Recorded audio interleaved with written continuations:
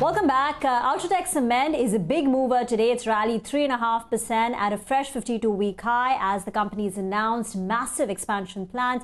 They look to increase their capacity by 19.5 million metric tons by FY23 at a total cost of 6,500 crores. We're now joined by Rajesh Kumar Ravi of HDFC Securities and Binod Modi of Reliance Securities to understand the impact on Ultratech Cement as well as the entire industry.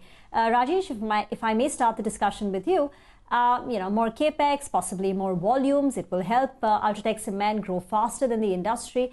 But from an EPS point of view, because there is a cost involved, does it change the game? And what would be your financial, metrics for Ultratech Cement post this capex announcement? Yeah, hi. Good afternoon. On this capex announcement by Ultratech, in my view, such announcements were already on the cards. Company is generating strong cash flows, so capex announcements have to follow through.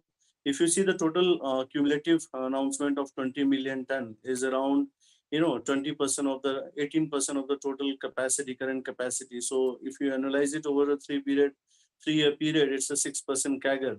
So if the company wants to grow at 7 to 10% CAGR, such capacity announcements are inevitable.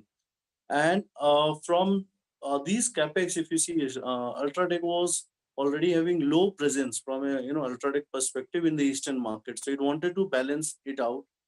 Earlier also it had announced around 7 million ton of capex, out of which around 4 million ton were in the east. So it has further upped that expansion target for east is around 10 million ton, and central market is around 5 million ton. So the focus areas, as Ultratech has stated, and this is in line with even what we understand, east market is heavily underpenetrated, and hence there is need for cement, and hence companies will continue to add capacities. If you see the volume growth momentum in the east, even in the COVID time, we are seeing 10% plus volume growth in the eastern market.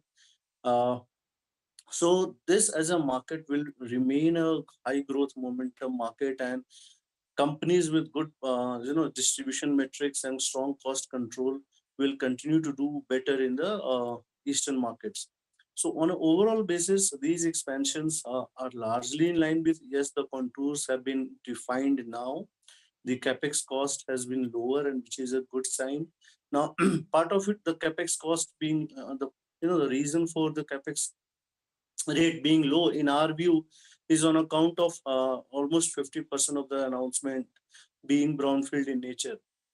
Even the Pali clinker unit, the ground, land acquisition, mines acquisition, all those things were already in place. They were put off temporarily when the company acquired Binani Cement. And now when the ramp up over there has happened, the expansions have, the work has again started. So net, next 2 to 3 years, obviously, this will not have any impact on the financials. Companies drawing good cash flows, debt reduction will continue. So this is how we look at it. It's a good move overall. Okay, that's pretty comprehensive. Thanks for that, Rajesh. Binod, what are your first thoughts on what you've seen in terms of the announcement? Yeah, thank you.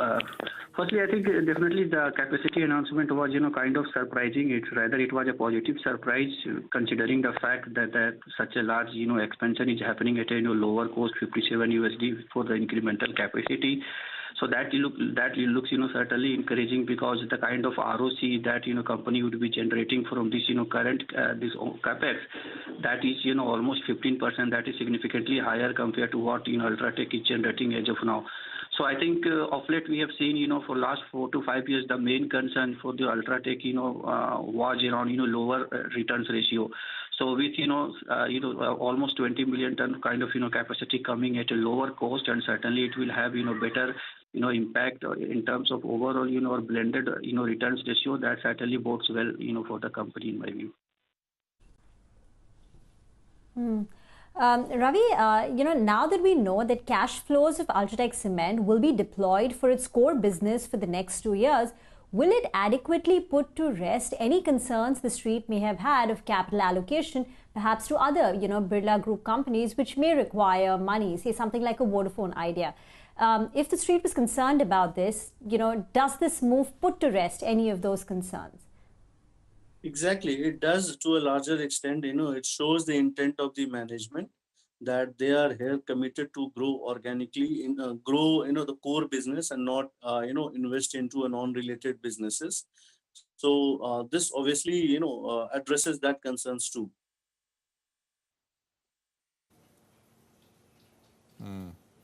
What does it do to pricing generally overall? All this extra capacity coming in, do you think it will not have an impact? Because it's mostly, as you said, in the bulk of the capacity is in the east, which may be is underpenetrated, as you say. Or do you think this has implications for other players in terms of pricing? So, if I may say, see, even in our last thematic note where we had discussed the regional dynamics, the east and south market are a volatile pricing market zone, and this will continue. Why? Because in east there are multiple brands already active, and most of the bigger players have been aggressively adding capacities. So the counterbalance for that so far has been this robust volume growth. For last 5-year CAGR, east market has grown at 12%, and there the pricing growth has not been. There hasn't been any pricing CAGR in those markets. So yes, if I look from a next 2 to 3 year perspective, east market is seeing strong capacity additions. Almost, if you see the next 3 years, almost 50% of the total industry capacity expansions are happening in the east market alone. So what corporates suggest that there is also a strong volume momentum which they believe will continue because of the government trust, low cost housing infrastructure built up, and this is also visible this in a COVID year. So what would happen is companies in the east market who would make good profits, companies which have strong cost metrics, pricing will not be a profit driver in the east market for sure, because there you will always have competition, and when Ultratech ramps up capacity, it will obviously pull down the pricing for everyone. And similarly, Dalmia is ramping up, Ramco is ramping up, Shree Cement has big capacities coming up. So you will see east market prices largely remaining flattish. Companies will gain profits only when a company will show strong profits, wherever those companies who have strong cost metric, wastage recovery, distribution metrics, cost control. So there Ultratech certainly has an edge today. Rajesh, Vinod, we'll leave it at that. Run out of time. Thanks so much for joining in and throwing light on this particular topic. We'll head into a break on that note.